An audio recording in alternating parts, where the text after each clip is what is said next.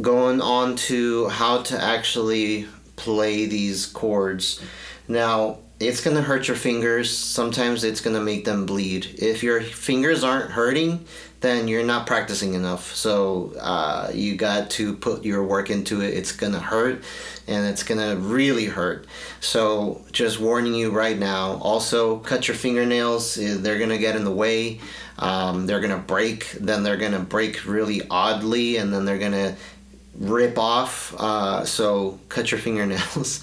Also, you can choose, if you have an option, start off with softer strings on your acoustic guitar, and then move on to medium strings or light strings. But sometimes extra light is the way to go if you have that option, so that it doesn't hurt as bad.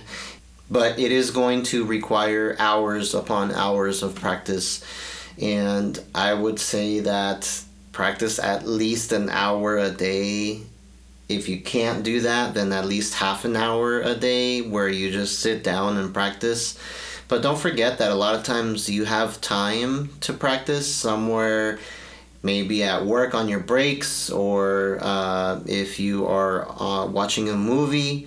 You could sit on the couch and just play and practice your chord shapes while you are watching TV. That's all right, unless you have a girlfriend or a wife, and then that might not be all right. So you're going to want to start with a song that you like.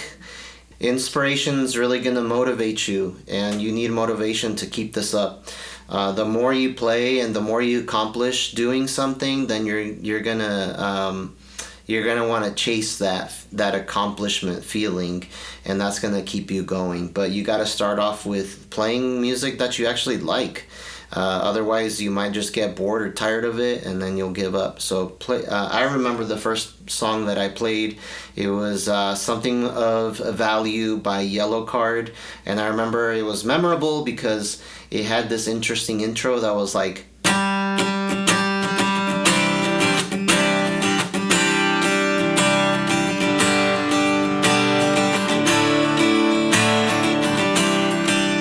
And I still remember that, probably because I practiced that like a billion times over and over and over and over again. That's what it takes. There's no shortcuts here, unfortunately. So the less you watch YouTube videos on how to do something, the more time you have to actually practice doing that thing. So let's move on. Okay, so once you pick a song, the intro's usually going to be the thing that is the most complex, and then from there you're going to probably just work on some chords. So playing a chord. All right, so what I see people doing a lot is putting their fingers wrong on the strings. And so what I've noticed, so for example, almost everyone starts with a C and a G and a D, right? Your goal is to play each string so that none of them buzz or make like a muted sound every time. You want to be able to clearly hear every string in the chord that you're playing, unless the chord does not require that specific string to be played. So for example, a G, you're going to try to position your fingers as close to the middle of the fret. So for example, this fret and this fret, you want to put your finger right in the center, and then over here as close as you can to the center. These two are kind of stuck like that, so you can't really do that here, but just try to stay away from the sides. You don't want to be like on the fret like that, because then it's going to start buzzing.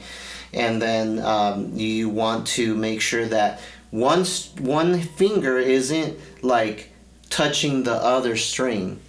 So a lot of times I see that mistake where people are kind of doing this, where it's very flat like this. You want to curve your hand forward like that, so that you're not touching other strings other than the one it's meant to press with that specific finger. So this finger should only be touching that string, and vice versa, and vice versa with this and the others.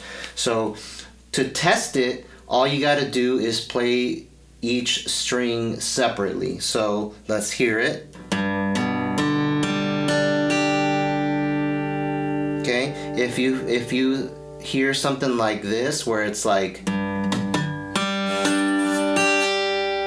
then you're doing it wrong. It's such a subtle thing, but it matters.